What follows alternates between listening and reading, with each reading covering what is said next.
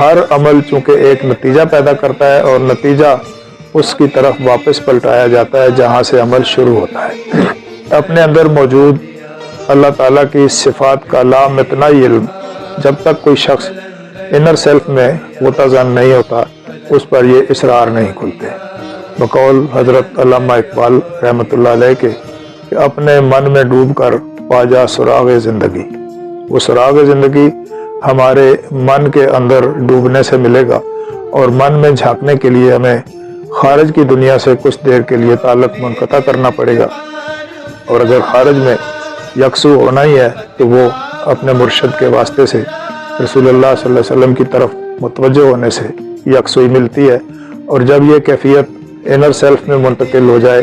تو پھر من کی دنیا میں وہ ساری خوشیاں تلاطم خیز سمندر کی صورت میں موجود ہیں